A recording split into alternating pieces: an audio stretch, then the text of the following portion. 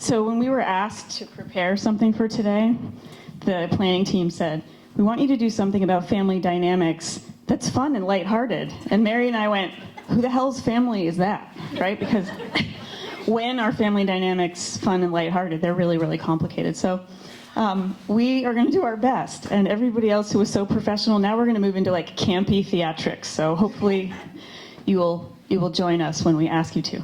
No pressure. No pressure. So our goal today is really to just highlight that everybody's family is complicated, and there are different caregiver archetypes or personas that are really common in most caregiver groups, whether it's your family or other caregiver team. So what we're hoping to do, our real goal is to help us identify those, see a little bit of humor in that, in ourselves and the people we're working with, and learn some strategies to maybe be more effective at it. Would you say that's our plan? Close enough. Yep. All right. So, Does this amplify at all? Yes? Okay. all right. The game Would You Rather, or has spent any time with an elementary school student recently and knows what I'm talking about when I say Would You Rather, because some people have heard of it. So this is like when you're driving in the car with your kid in the back and they're like, Mom, would you rather eat a toad or eat a worm? Or you get given these two hypothetical scenarios which are equally difficult, and you're supposed to choose without really thinking much about it and then explain why. So we, today, are going to start with a game of Would You Rather. And this is going to involve getting up out of your chair, pushing in your chair, and moving around, if you're willing, which we hope you will be. We promise this won't be embarrassing stuff, and it won't be worms. And It won't be worms. I won't promise it won't be embarrassing.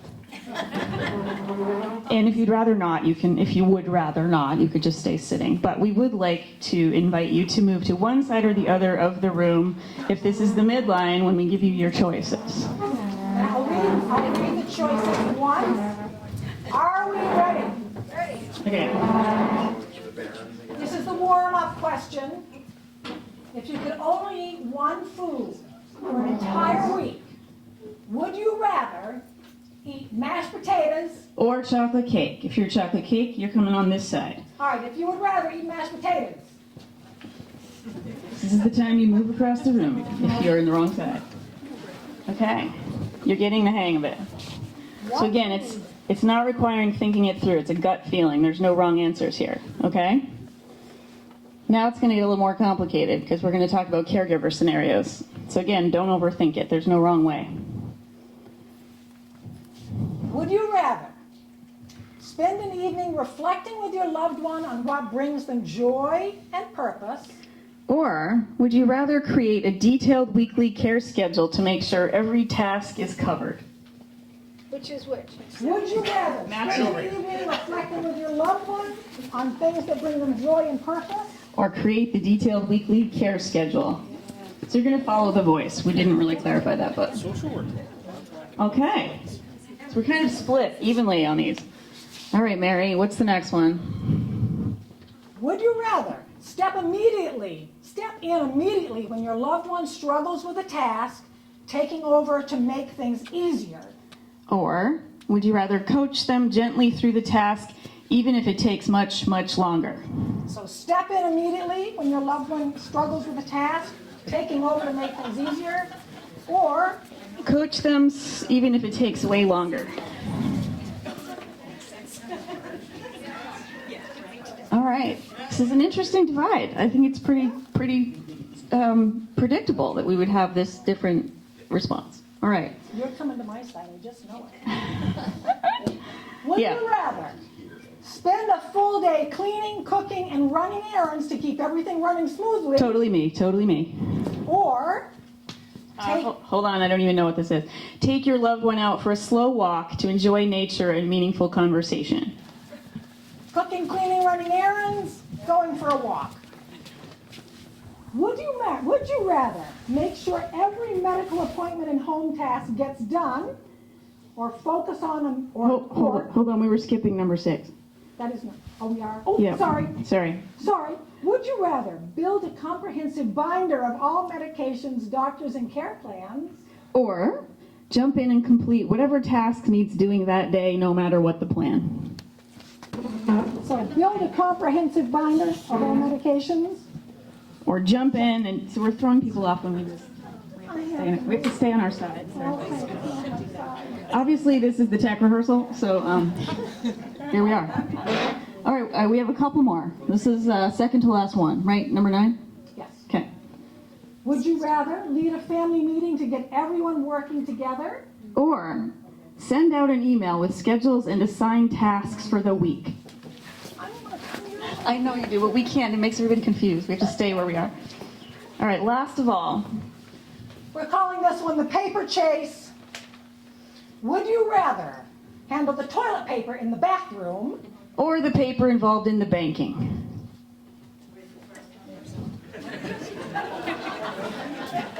So Ashley brings up an important question. What if you have to do both? That's very common, but which would you rather is the game. All right. Thank you for participating. If you would like to go back to your seats, there will be another opportunity to stand up for some of you, but you can now go back to sitting and be off the hook for a minute. Deadlines, and I have to point out, Kathy Bennett is where are you? Like, would everyone agree? Like, superstar planner. Okay? So you may have some of those same qualities, and as a caregiver, that might make you well suited for things like being really good at being the financial caregiver, or looking at doing research and things on getting all the information you might need. So if you happen to be identified with being the natural peacemaker, then, and are naturally organized, getting into a leadership role and being the one to assign tasks and responsibilities and helping motivate the team, that might make you a really great care coordinator, and that archetype is called the camp director. Does anybody relate with that? Yep, often they're very, very connected, yeah. So the doer, now here I think we saw some doers in our panel earlier. Is Cynthia still here? Okay, she left, which is great because that's good self-care, I think, for her. So the doer is the person, when there's a task that needs doing, they're the person you can depend on. They handle the daily tasks, they're the frontline person. They may be the physical caregiver. They probably are doing a lot of other things too, but they are usually involved in the day-to-day. The dreamer, Mary identifies as a dreamer, right? This is the idealist. This is the strong advocate for your loved one, striving for the best possible outcome all the time. And then lastly, but these are in no particular order, is the rescuer. This person often is the one who responds first in a crisis. They may be the emotional caregiver, the protector. Ashley shared some things with us and she self-identified in conversations we've had in the past as being the rescuer at times. So those, as we go forward with the next few activities, keeping in mind those archetypes or personas, you do have a handout in the back of your binder, if you flip it over, which has pretty much everything I just said. And then we slide in and out of all these roles. Yeah. So now we want to take a look at these within a family system. And we're going to need a few volunteers for this part. We promise this is not role play. You won't even have to say a word. You're just going to hold some props. So we're looking for 5 people to come forward and be willing to be part of a family for just a minute. For 5 minutes. Part of a new family. 5 people. Who's the next contestant on, what are we calling this? Whose job is it anyway? Okay. All right. So let's see. This is the part where I probably should have planned like 4 more hands. Okay, so here we have. That's you. Okay. That's you.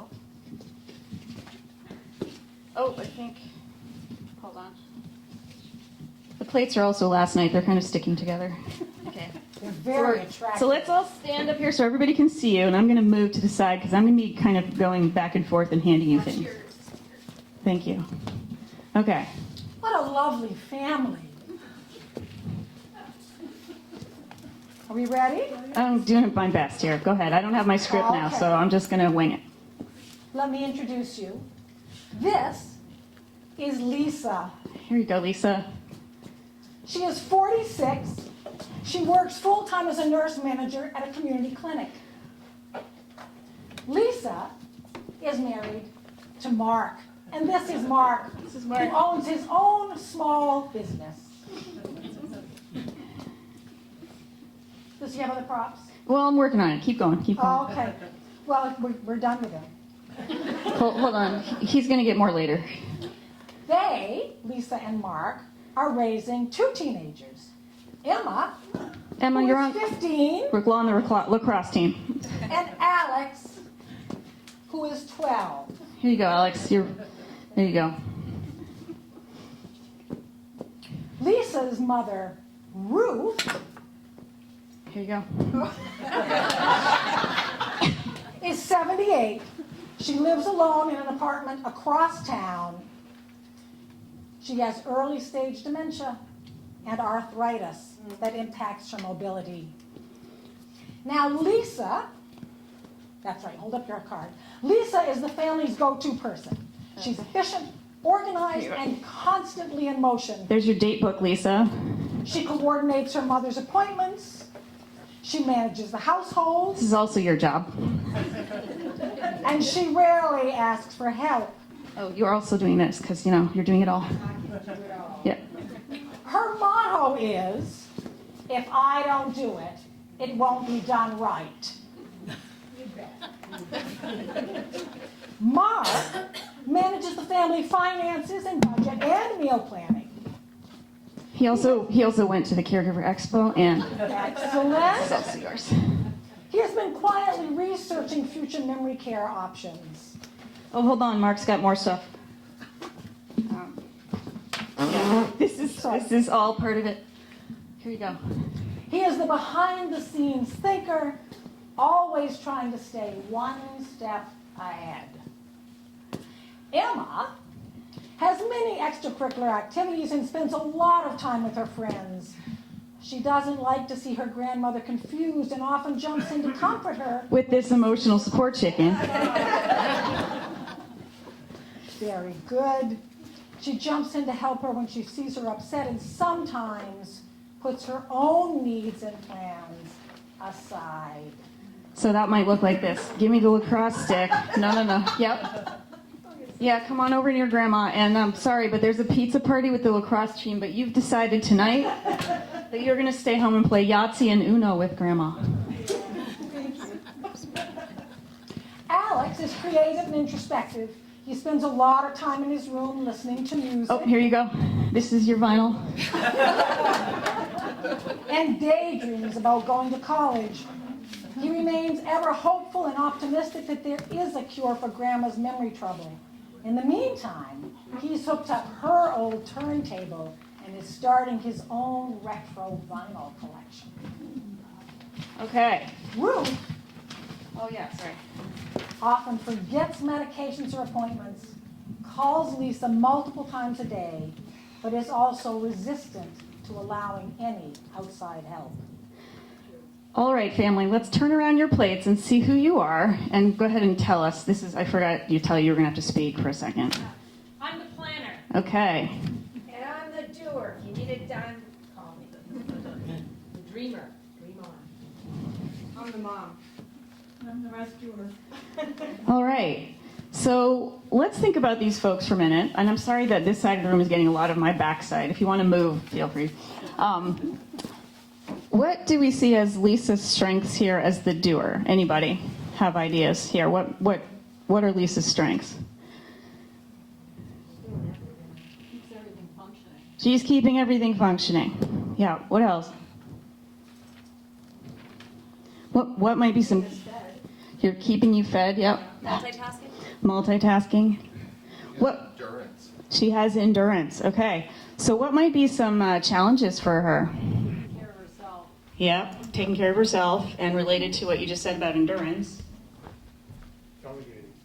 Say that again. Delegating. Delegating may be difficult for her because her motto is. If I can't do it, it won't be done right. Yeah. So let's think about Mark here. How do you see Mark's planner traits complementing or conflicting with Lisa's style? Any thoughts on that? Complementing? Can you say more about that? What do you think? When she is rushing around all the time, taking care of everything, he's doing the minutia work. Okay. Anybody else who maybe is a doer who has conflict with a planner want to pipe in on that? It's easier, not easier, but he can just sit down and close the door with a cup of coffee and Tick her off. Yeah, she's running around doing everything. So sometimes the qualities of the planner are making a really good plan, but when the plan isn't actually working, it's hard to pivot sometimes. So that can be a place of tension. Or if they don't communicate the plan. Yeah. To the doer. It's for the future. It's not doing anything for today. Right, so yeah, it might be great if we plan the but like right now someone needs help in the toilet, right now, right? Yeah. So let's think about before that, what concerns might anybody here have for some of the possible dynamics and other tensions in this family?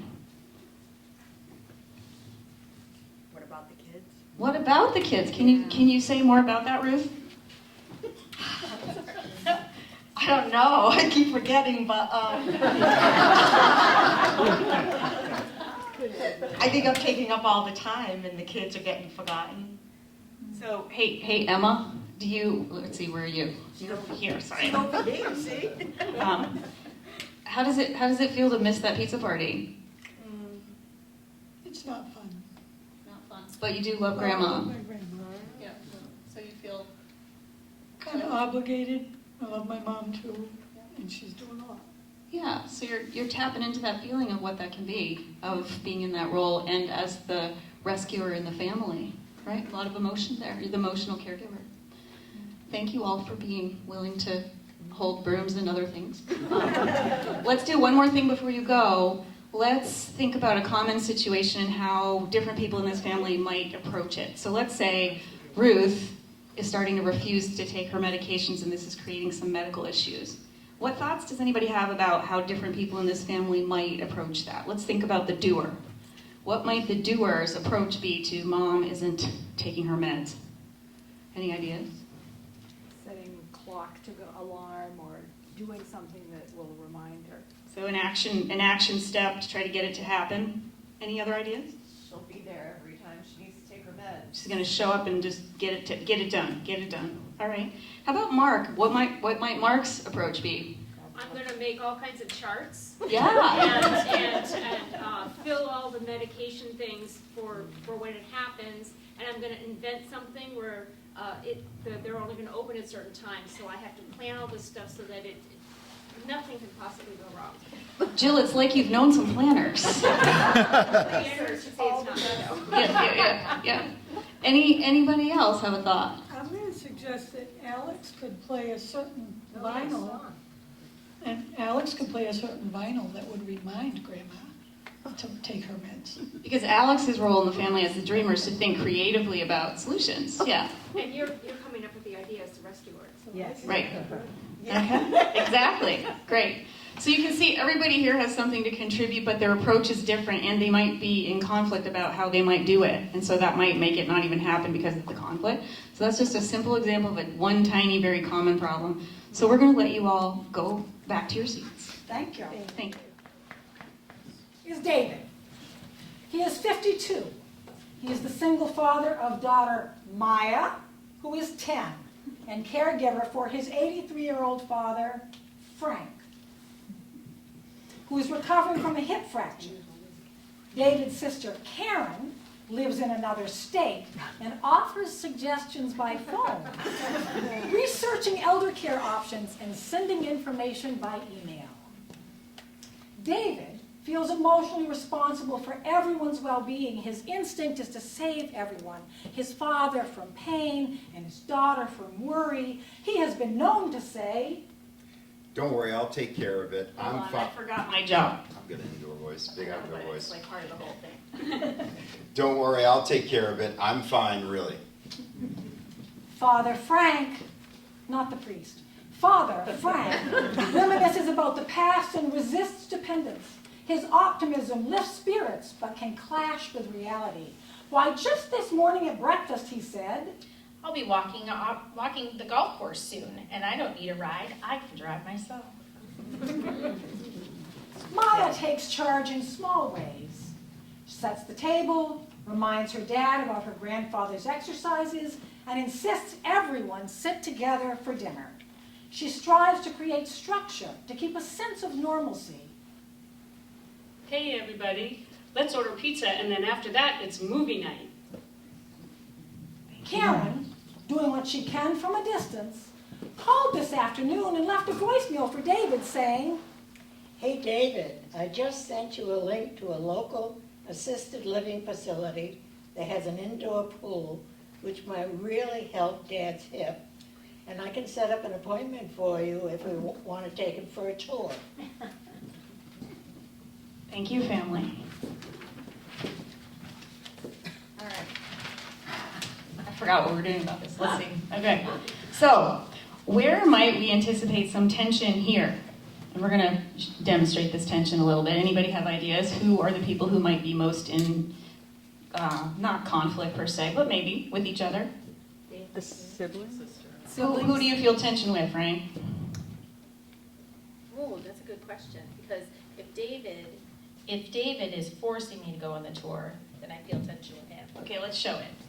So you're bungeeing. There you go. Oops, sorry. This is a makeshift prop. Okay. So there's tension between the two of you. Do you have any ideas, David, or could anyone else maybe suggest to David what kind of conflicts there might be with Frank, his father? Do you have any ideas? He's not taking directions well. He's not being cooperative. That's never happened with anyone ever. Okay. Anyone else have a thought? I just want to golf. That's it. Okay. Is it realistic with what's happened with your hip that you're going to actually be independent again and doing that? Do you know? Absolutely. Definitely. Okay. Any other ideas of where there might be some tension in this family? how about between David and The sibling, Karen? yeah. Yes. Okay. What am I, a problem? All right. What might there be for tension here? Did you have an idea, Mary? Well, I did have an idea. I was thinking that Karen might be making him a little cranky by making suggestions from afar and not getting a ticket and getting on the plane and coming home to help. Yeah. David, I wonder how you feel when you receive these emails. Yes, those are easy to make the plans, harder to execute. So are you feeling criticized at all? 100%. Yeah. Okay. And Karen, you're trying to help, right? Yes, definitely, even though I'm far away. Yeah, because what else can you do from far away? Yeah. Okay. What else? We just want everybody to be okay and happy. Yeah, she wants everybody to be okay and happy. And so how does everybody else here feel when she's throwing out the plan and assigning what we should all do? Any thoughts on how you might feel or how anybody else here might feel when? Easier said than done. Okay, that's a theme. All right. Okay, so I think we forgot to turn the plates around, but let's do that. So we have Karen as our planner, and David is our rescuer, and we have Maya as our camp director, and Frank is the dreamer, right? So let's think about each of the members of this family have something to contribute. What happens if one of them is not here? Which one would you like to eliminate, Mary? For the sake of the exercise, not real life. What if we take the rescuer out? What if David is suddenly not in the picture? Ooh. Something's happened to David. He's had a new diagnosis of an illness. He's going to have to be in the hospital for a while. What is going to happen here with this family? His sister's gonna have to come from Cornish. Yes. His sister's going to have to come from Cornish to visit. You had something to say over here. Same thing? Okay. Yeah. So Karen's going to have to come over. And her nature might be to be a planner and not a doer. So what happens with all these roles? They have to shift. They have to shift. People are taking on roles that might not be their nature. That can be difficult. Anybody ever been in a role that wasn't your nature as a caregiver? Yeah. Yeah. The dreamer's gonna have to give up dreaming and take Yeah.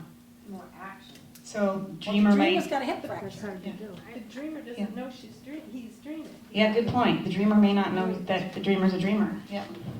Okay.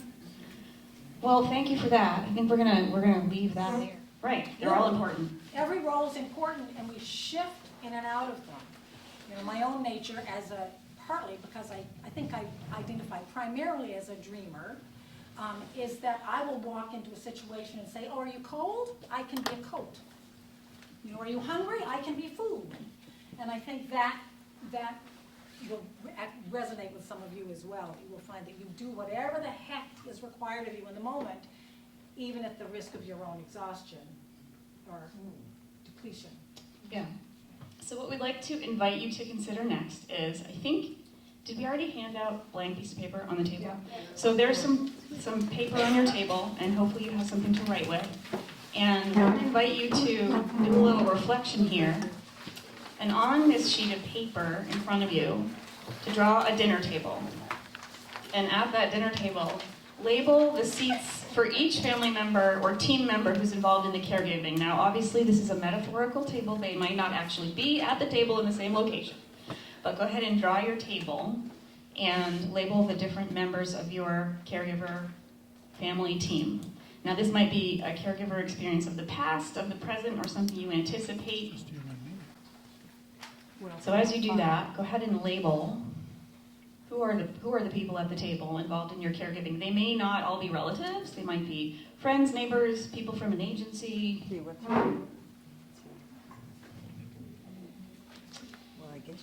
How's everybody doing with the table? What is something that they are good at in relation to the caregiving? Now again, just gut feelings here. Yeah. What are they good at? She's the most considerate. Picks up the slack, too.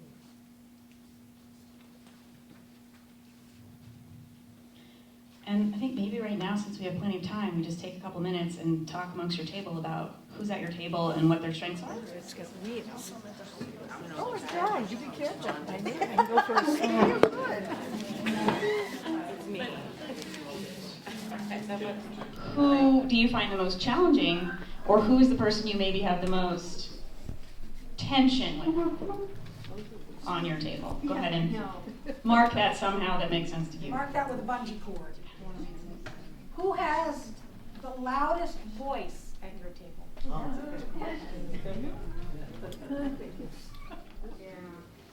So as you look at your table, what strengths are missing from your table right now? And make some notes about that for yourself. We're not going to display that, but for your own use. And you could ponder where you might find someone to fill that gap among friends or caregiver agencies. So now we invite you to write down which caregiver role do you most identify with. Are you the doer, the rescuer, the planner, the camp director, or the dreamer? And again, you can be more than one, but we usually have a dominant style, and then think about what secondary role do you sometimes fall in, which usually happens when there's a lot of stress. So you might have a primary style and a default style when you get stressed out. And then we want to have you think about for a moment, what is something that you do that helps you stay balanced and grounded in this family caregiving table situation? What do you do that helps you stay balanced and grounded? And maybe share that thing with the people at your table, if you're willing. How about you, Mary? What do you do to stay grounded? Yes. Both. When Mary and I are stressed, it would be a cleaning competition, I think. Archetype, persona are you. And because it's really helpful when we're trying to be effective in our family systems to know who we are, what our style is, and what our strengths are, and what they're not as well. Because we need all the people that are at the table. And sometimes we need more people at the table than are at the table. And we need to seek them out. So you do have a handout there. One of them is about communication strategy. So it's got some pointers on if you happen to be the planner or the rescuer or the doer or any of the other archetypes, what might be helpful for you to think about as you are working with the other people at the table. Anything else you want to say, Mary? I think so. Do you have any questions that we cannot answer? Being not experts at all about this. Thank you.